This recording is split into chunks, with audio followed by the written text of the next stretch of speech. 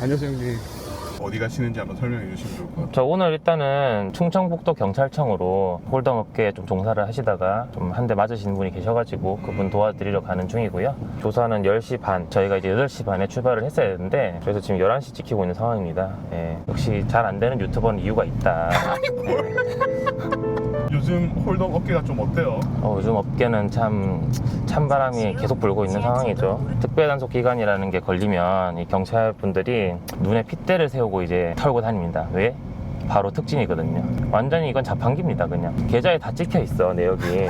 해악 이런 거 잡으려면 힘들어요. 막 CCTV도 뒤져야 되고 그 동선 쫓아가가지고 잡아야 되고 뭐 이런 것들이 있는데 얼마나 편합니까? 그냥 영장만 치면은 계좌에 쭈루룩 그냥 소세지처럼 달려 있는데 그것도 떼서 먹기만 하면 되거든요. 거기서 이제 개인용 뽑아가지고 전화하면은 벌벌벌 떨면서 와요. 예. 무서워가지고 이거 어떻게 하냐 이러면서 일단 가야겠다. 갔다가 이제 또 유도하는 대로 다 자백하고 이러면 이제 얼마나 편합니까 수사가. 예. 안타깝죠. 그래서 제가 좀 도와드리는 분들 같은 경우에는 아직까지 뭐 유죄를 받으신 분은 없다. 지금 가이드라인 이후에 엮인 사건들로는 아직은 그렇습니다. 네. 옛날에 그 가이드라인이 딱 맨 처음 나왔을 때 있잖아요. 네. 그때 엄청 이게 핫했잖아요. 요새 좀 잠잠한 줄 알았는데 또 그렇지 않나 보네요. 사실은 그때는 시드권이라는 게 도대체 뭐냐, 이거 뭐 현금 가치라는 게 있는 거냐 라는 식으로 제가 볼 때는 좀 눈 가리고 아웅을 좀 했어요. 우리 모두가 알고 있었잖아요. 사실은 거의 조폐공사였어요. 그냥 자기가 발행하면 그게 돈이야. 제가 듣기로는 뭐 모 대회사 대표님 같은 경우에는 뭐 예를 들면 같이 밥을 먹어요. 식사 대금이 나올 거 아닙니까? 그럼 어떻게 하느냐, 자 네가 결제해라. 그럼 바로 6장 바로 팔아내 주는 거예요. 그냥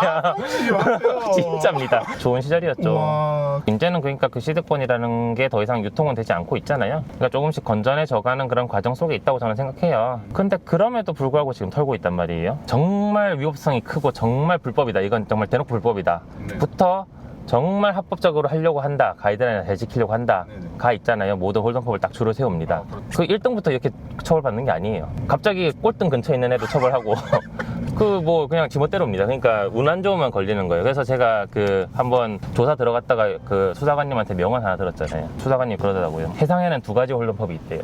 그래서 저는 뭐 약간 그런 노력을 하는 데랑 대놓고 불법하는 데랑 이렇게 2개가 있는 건가 이렇게 생각을 했어요. 그게 아니고 본인한테 걸린 홀덤법과 안 걸린 홀덤법이 이 2가지만 걸려고 하면 다 걸 수 있다 이거예요. 일단은 돈다발 올려놓고 캐시게임 하는 거랑 레크펍에서 뭐 5분 블라인드로 토너먼트 하는 거랑 네, 그 사람들이 보기엔 똑같을 수 있다 이거네요. 사실 똑같습니다. 토너먼트 플레이어들은 굉장히 그거에 대해서 좀 자부심이 있어 보여요. 캐시게임과는 다르다 뭐 이렇게 생각하는데 그것도 명언이 있습니다. 수사관님이 딱 그 말 하셨어요. 캐시게임, 토너먼트 자기들 차이를 알고 있대요. 오. 차이가 뭐예요? 이러니까 그거 수수료 떼는 방식이 다르다. 판마다 똥을 떼는 거나 프라이즈율이라는 그 명목으로 수수료 떼는 거나 오히려 토너먼트가 예를 들면 80%라고 쳐도 20% 떼던데? 민게임은 10% 아니냐? 뭐 이런 식으로 얘기하더라고요. 그 말 듣고 나니까 그럴 수도 있겠네?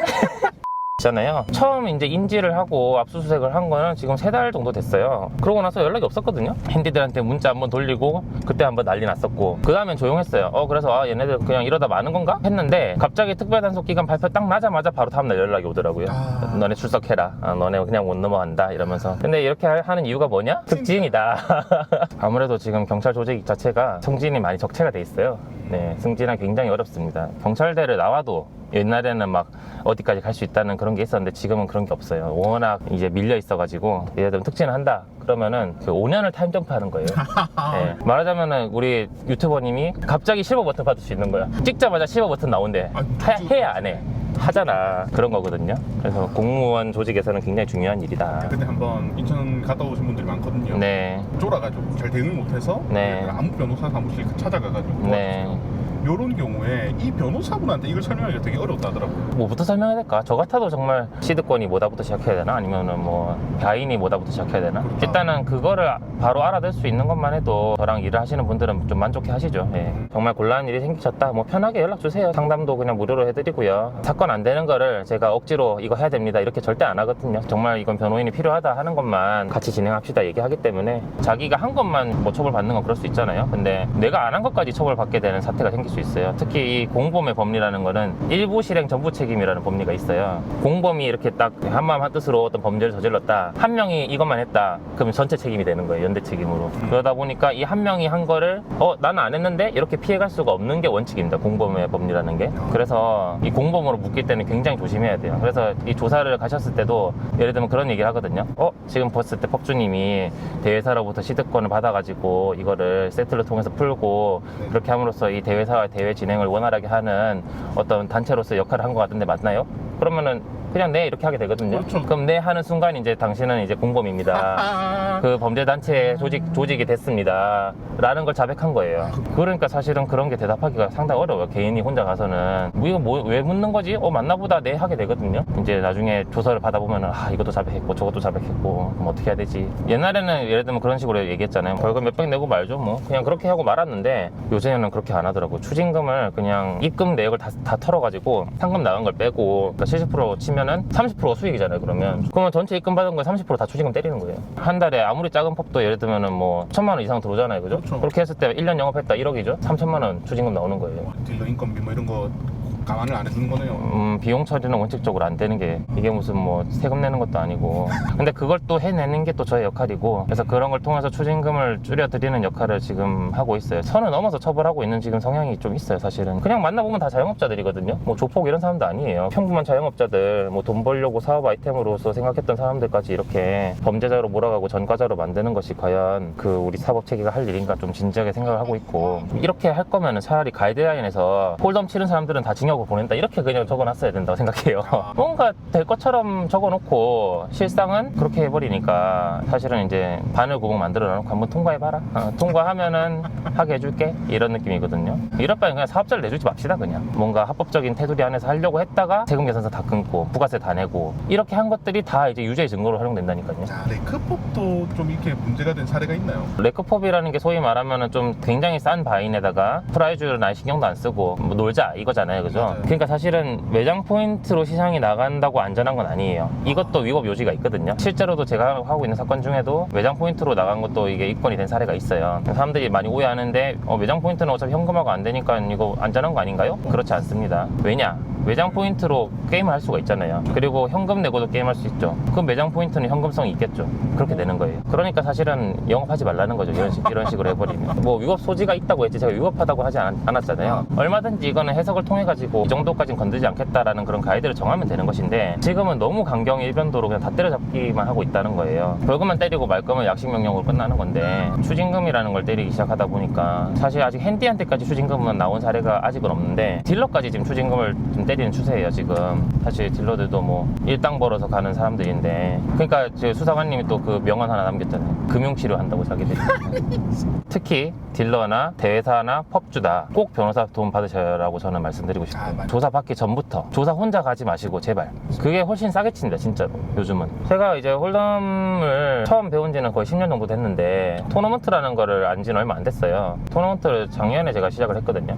처음에 당연히 캐시게임을 배웠죠. 강원랜드에서 이런 게 있구나 하고 그때 배우게 됐고 그리고 이제 좀 뭐 해외에서 캐시게임 같은 거 할 때 재밌게 하고 했었는데 어느 정도였냐면 이제 막 신혼여행 가가지고도 캐시게임 쳐가지고 와이프 가방도 하나 사주고 그랬거든요. 이 게임은 평등하잖아요. 이재용이 와도 에어라인 더 들어오고 이런 거 없지 않습니까? 뭐 황영이 온다고 이치만 주고 이런 거 없지 않습니까? 한마디로 이제 맞다이로 한번 싸워보자 그런 생각이었죠. 어느 순간부터 이게 막 단톡방에서 막 누구한테 연락이 왔어요 뭐 아는 변호사 없나요? 이런 게 계속 올라와요.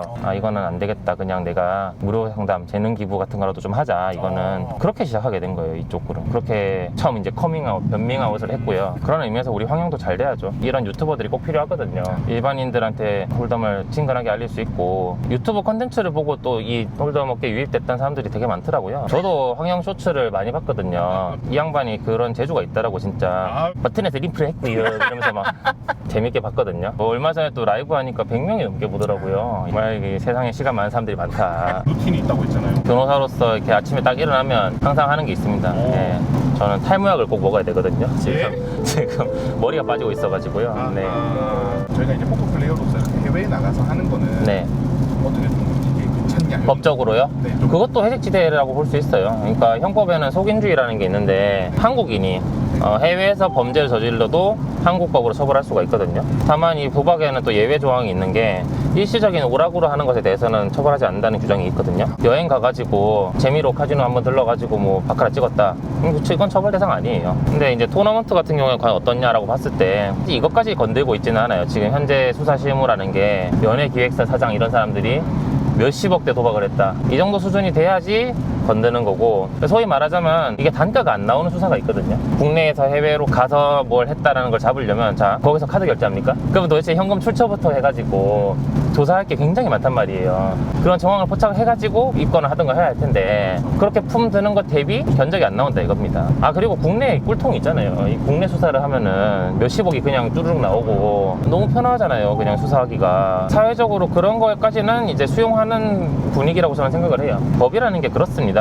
조항이라는 게 있고 뭐 처벌을 하려면 할 수는 있어요. 하지만 처벌하지 않는 것들이 굉장히 많거든요. 형법을 보시면 그 음화반포죄라는 게 있습니다. 음은 음란할 때 음이고요, 황영이 좋아하는 그런 거고요. 화는 그림이거든요. 자, 반포라는 건 뭔지 알겠죠? 뿌리는 거예요, 뿌리는 거. 얕잘 뿌리기도 형법에 의하면 처벌돼야 돼요. 성인 웹툰 이런 거 있잖아요. 사업자 내고 막 하고 있는 게 사실 저는 홀덤이랑 다를 게 없다고 생각을 해요. 영리 목적으로 음악 뿌려가지고 하는 건데 형법상 처벌할 수 있거든요. 근데 지금 처벌하지 않고 있습니다. 그게 뭐냐면은 이제 법조항이 이제 사문화됐다고 얘기를 해요. 문자가 죽었다 해서 이게 사문화되는 법률이 많이 있는데, 그럼 저한테 누가 물어봐요. 자, 이거 얕잘 뿌렸는데 위법한가요? 네, 위법합니다. 처벌되나요?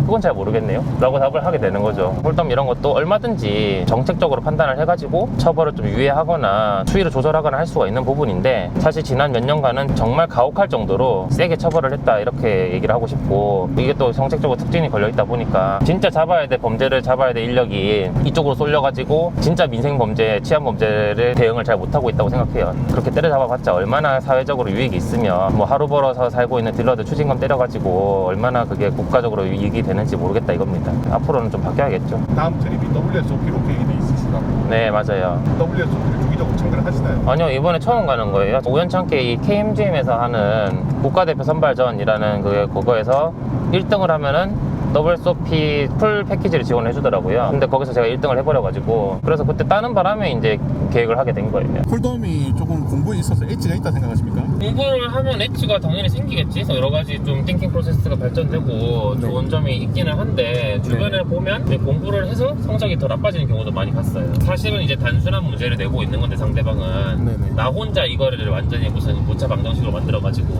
그래서 저는 공부를 안 하고 있습니다. 시작할 때부터 계속 수익이 났었고, 지금 스타일대로 치는 게 저한테 맞는 옷이 아닌가 생각이 들어서, 그 테이블마다 분위기라는 게 있고 자기의 어떤 그 틀에다가 이 테이블을 맞추려고 하면 안 되거든요. 거기서 어떤 CBB 오픈하고 있으면 그게 스탠다드인 거라고 난 생각을 해요. 그거에 맞춰가지고 플레이를 내가 바꿔야 되는 거지, 여기선 CBB 오픈하고 있으니까 정상적인 테이블이 아니다, 여기서 게임 치면 안 되겠다, 이렇게 하는 사람들이 저는 잘못됐다 생각하거든요. 제 영상 좀 보셨잖아요. 네. 저를 익스플로이 하려면 어떻게 해야 됩니까? 방향은 이게 좀 생긴 거랑 다르게 좀 타이트한 것 같아요. 오버블러프 라인을 타는 게 해적도 해보니까 되게 쉬웠던 게 그냥 블러프 치면 알아서 죽더라고요. 여러분도 황양 상대하실 때는 좀 오버블러프 라인을 타면 생각보다 수익적이다 이렇게 보시면 될 것 같습니다. 한때 GPI 1위를 하신 적이 있더라고요. 아, 그건 사실 정확히 말하면 POI.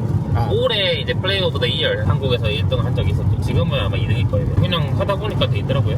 소위 말하는 이게 전업이요? 뭐 그런 생각은 안 해보셨어요? 뭐 나중에 은퇴하면은 뭐 당연히 할 수 있지 않을까 싶은데, 근데 제가 봤을 때 있잖아요. 네네. 건강하게 포커를 오래 치려면은 다른 수입원이 있어야 되는 것 같아요. 잘못됐을 때 감당이 안 되는 그런 부분에 대해서 네네. 그게 게임에 영향을 미치게 되거든요. 그런 점 때문이라도 뭔가 어떤 의미로든지 다른 수입원이 있는 게 좋은 것 같다. 뱅크롤 관리가 진짜 중요하더라고요. 이게 전업하다가 한순간 잘못되면 그냥 끝이니까 듣기로 그냥 이렇게 어느 순간 안 보이는 사람들이 많다. 이제 거의 도착을 했네요. 네, 이제 황양 구성됩니다. 이제 구독자 여러분들 이제 저희 사진 많이 넣어주시고요. 지금 제가 지금 많으니까. 뭔 지금 제가 많아요 무슨. 오늘 인터뷰 해주셔서 정말 감사드립니다. 황양 구독, 좋아요 2번 눌러주세요. 안녕.